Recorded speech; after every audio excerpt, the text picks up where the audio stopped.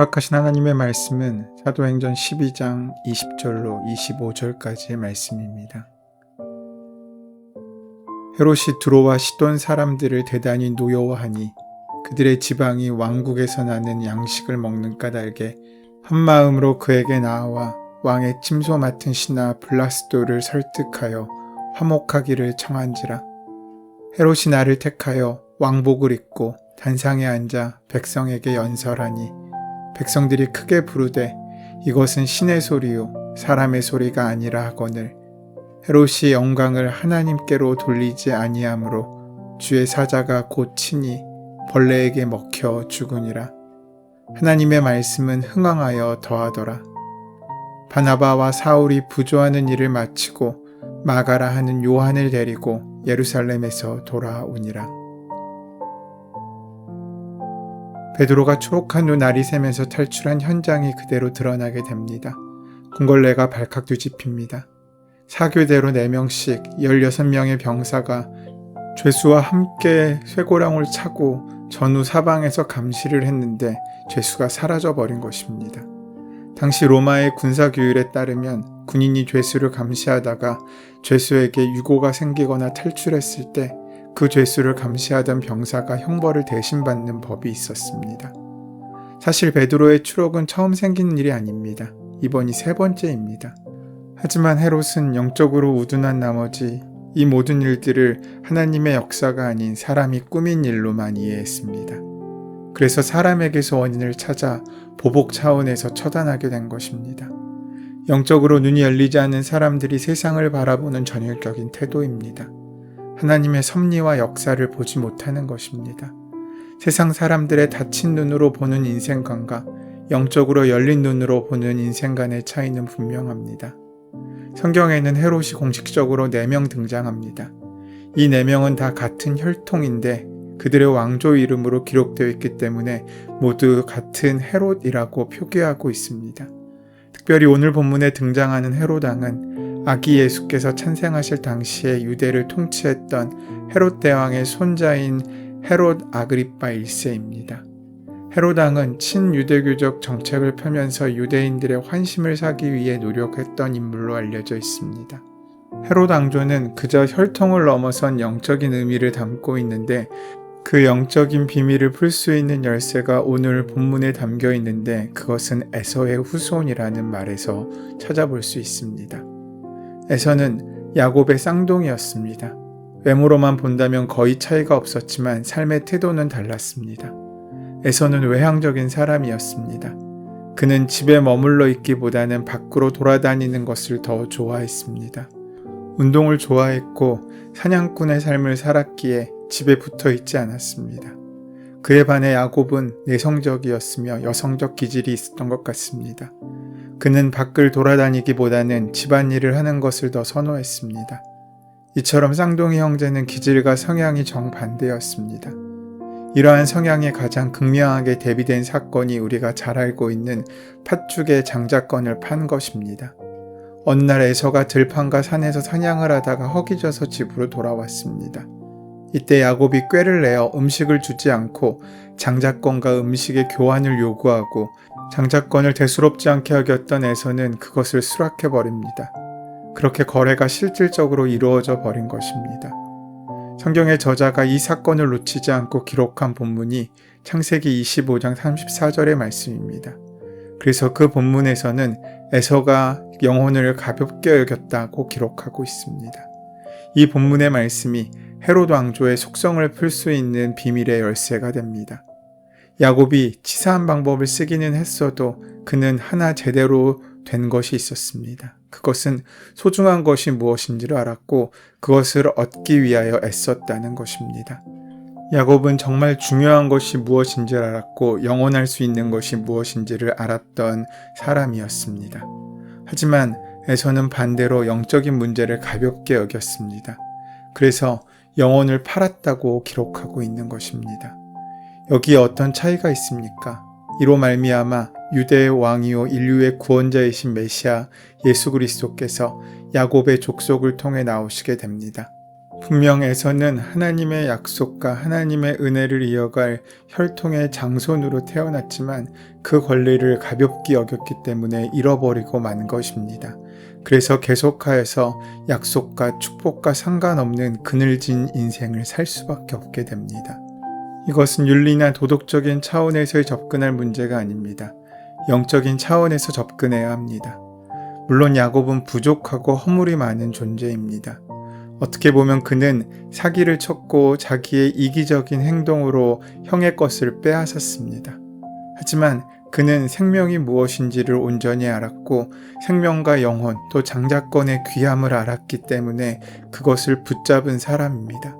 반면 에서는 영적인 의미를 가볍게 여긴 존재였습니다. 그리고 이 에서의 후손이 바로 오늘 본문에 등장하는 헤롯 왕조이고 헤롯 왕입니다. 로마 황제 가이사는 유대의 본붕왕을 임명할 때 원칙적으로 전통 유대인을 임명하지 않았습니다. 왜냐하면 그가 구심점이 되어서 반란을 일으킬 수도 있기 때문입니다. 그래서 무언가 부족한 헤롯을 왕으로 세운 것입니다. 헤롯 왕조는 그래서 혈통의 정통성을 갖지 못했다는 컴플렉스를 갖고 있었습니다. 그래서 유대교를 믿지도 않으면서 제사장의 딸과 결혼을 했습니다. 헤롯 왕조가 정통성을 확보하기 위해서 의도적으로 행한 것입니다. 로마의 황제가 그것을 알고 정통 유대인이 아니라 에돔의 후예인 헤롯을 유대의 본붕왕으로 임명했던 것입니다. 그래서 헤롯은 그때부터 절묘한 줄타기의 명수로 인생을 살아갑니다. 그는 황제에게 복종했고 유대 민족의 눈치를 보면서 통치하는 왕이었습니다. 유대교를 믿지도 않으면서 성전을 지어 유대인들의 마음을 얻었습니다. 그리고 자손만대의 자리를 보존하기 위해서 로마 황제를 이용합니다. 본문의 가이사라는 원래 퇴락하고 낡은 도시였습니다. 헤롯이 로마 황제의 마음을 사기 위해 전 백성과 군대를 동원해서 그 도시를 재건합니다. 에서의 혈통답게 그는 남성적으로 몰아붙이는 일에 능했습니다. 그래서 헤롯 왕조는 전쟁에도 능했고 모사에도 능했습니다. 역사가인 요세푸스의 역사서를 보면 당시 도시들의 모습들이 생생하게 기록되어 있습니다. 헤롯은 폐허처럼 낡아가던 도시를 흰 대리석으로 바꿔 전 도시를 아름답고 화려하게 리모델링했습니다. 이렇게 새 도시를 건설하고 로마 황제 가이사에게 봉헌했는데 그래서 그 도시의 이름을 가이사라라고 지은 것입니다. 유대 백성과 황제의 마음을 얻기 위한 헤롯 왕조 나름의 인생 살기를 위한 처세술이었던 것입니다. 헤롯은 베드로를 놓쳐버린 죄를 파수꾼에게 물어 애꿎은 부하 16명을 처형했습니다. 도무지 원인 모를 이 황당한 사건에 대해서 화가 난 것입니다. 우리는 우리의 경험과 우리의 생각으로 알 수 없는 일들을 만났을 때 하나님께 물을 수 있어야 됩니다. 모든 지각 위에 뛰어나신 하나님께서 우리에게 갈 길을 밝혀주시는 귀한 사건의 실마리를 우리에게 풀어주실 것이기 때문입니다.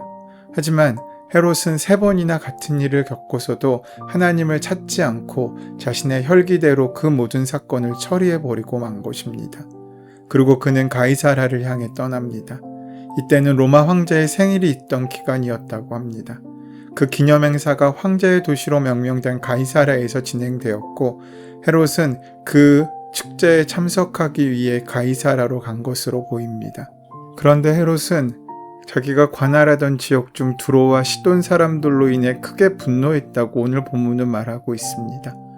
분노의 이유가 무엇인지 성경은 밝히고 있지 않아 알 수 없으나 두 도시 간 무역 분쟁이 발생했기 때문이라고 추정하고 있습니다.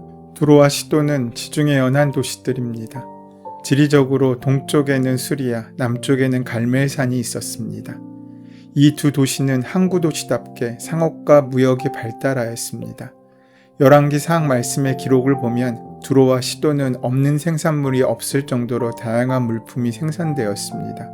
그런데 이 두로와 시돈에서 생산되지 않는 것이 딱 하나 있었습니다. 그것이 바로 식량입니다.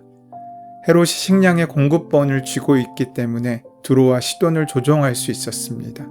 그래서 헤롯 왕이 식량 공급을 중단하면 그들은 심각한 위기에 놓일 수밖에 없었습니다.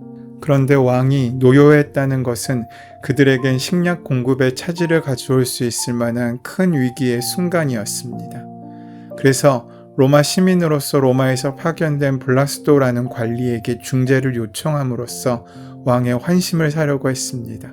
그래서 로마 황제의 축제일에 맞춰 헤롯이 가이사라로 방문한다는 소식을 듣고 두로와 시돈의 사람들은 그곳을 방문하게 됩니다. 헤롯은 날을 택하여 왕복을 입고 단상에 앉아 백성들에게 연설합니다. 역사가들의 기록에는 바로 이 날이 황제의 생일날이라고 기록되어 있습니다. 황제의 생일날, 그는 로마까지 갈 수는 없어도 황제의 이름으로 명명된 그 도시에서 기념 행사를 할 때 왕복을 입었다고 기록하고 있는 것입니다. 이 왕복은 왕들이 평상시에 입는 옷이 아니라 특별한 행사에서 입는 연미복 같은 것입니다. 마카비 문서와 요세푸스의 기록에서 일치하는 내용인데 은빛 비늘같이 반짝거리는 장식이 달린 옷이었습니다. 이 특별한 날에 반짝거리는 은빛 비닐이 달린 옷을 입고 단상 위로 오른 것입니다. 헤롯은 기질적으로 사나이다웠고 달변가였습니다. 또한 연설가이고 선동가였습니다. 그는 단상에 서서 쩌렁쩌렁한 목소리로 논리적이고 설득력 있는 카리스마를 자랑했습니다. 해 뜨는 시간의 연단으로 오르면 그 찬란한 햇빛에 장식이 과하게 번쩍거려 빛나게 되었습니다. 마치 빛 가운데 사람이 서 있는 것 같았습니다. 순진한 청중들이 볼 때에는 빛나는 그가 마치 신처럼 느껴졌을 것입니다. 두로와 시돈 사람들이 백성들과 함께 그를 지지하고 환호했습니다. 그래서 왕의 이름을 연호하며 이것은 사람이 아닌 신의 소리라고 왕을 추앙했습니다. 헤롯은 그 연호 소리에 정신을 잃어버립니다.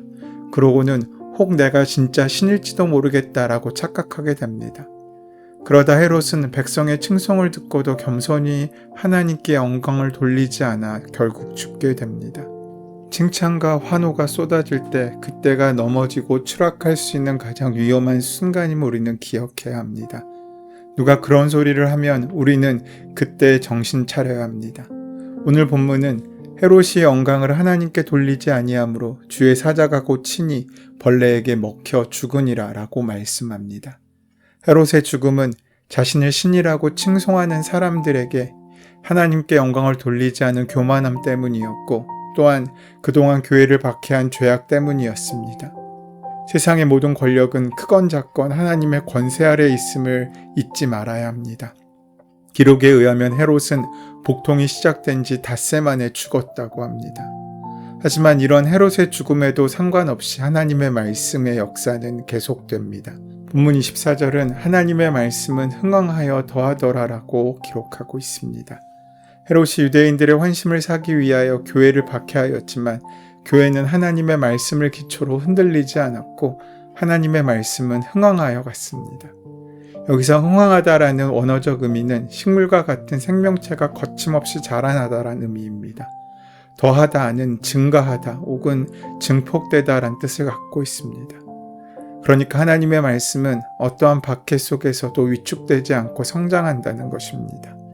부흥은 상황과 환경에 달려있는 것이 아니라 하나님의 뜻과 하나님의 역사 가운데 이루어지는 일입니다. 하나님께서는 야고보의 순교의 순간을 통해서도 복음을 전하기도 하시지만 헤롯을 죽이심으로써 반대 세력을 꺾어 주의 말씀을 일관되게 진행하도록도 하십니다. 그 모든 역사의 주권이 하나님께 있음을 우리는 기억해야 합니다. 그러므로 교회가 어떤 박해가 있더라도 하나님의 말씀은 죽지 않고 자라나게 되는 것입니다. 그러면서 25절은 이렇게 말씀합니다. 바나바와 사울이 부조하는 일을 마치고 마가라 하는 요한을 데리고 예루살렘에서 돌아오니라. 물질적 어려움 역시 교회가 하나님의 말씀으로 성장하는 것을 막을 수 없습니다. 안디옥 교회의 대표로서 바나바와 사울이 경제적으로 어려운 예루살렘 교회를 부조했다는 것은 예루살렘 교회가 안디옥 교회를 인정했다는 것을 시사하는 일이고 앞으로 이방인 전도의 중심이 될 안디옥 교회가 예루살렘 교회의 지지를 받아 더 탄력을 받을 것임을 알려주고 있습니다. 오늘 본문의 말씀이 우리에게 주는 메시지는 하나입니다. 그리스도인의 삶에는 실패가 있을 수 없다는 것입니다. 다만 실패 같아 보일 뿐입니다.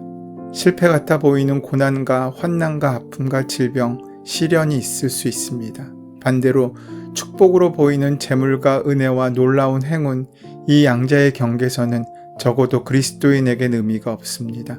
하나님이 함께 하시면 우리의 한숨이 기쁨의 노래로 바뀌고 우리의 어려움이 하나님의 은혜로 바뀌는 귀한 은혜의 역사가 만나지게 될 것입니다. 우리의 삶에서 그러한 축복과 은혜를 만나시는 저와 여러분 되시기를, 그런 하루가 되시기를 소원하고 축원합니다. 은혜의 주님, 주님의 몸된 교회가 하나님의 말씀으로 성장의 감을 기억하게 하여 주셔서 날마다 우리도 그 말씀으로 인하여 흥왕해 가는 복된 삶을 살 수 있도록 인도하시고 함께하여 주시옵소서. 예수님의 이름으로 기도드립니다. 아멘. 이제 오늘 이 아침 우리에게 허락하신 본문의 말씀이 나에게 주시는 주님의 말씀으로 만나지기 위하여 본문의 말씀을 함께 묵상하시고 기도하는 시간 가지도록 하겠습니다. 함께 기도합니다.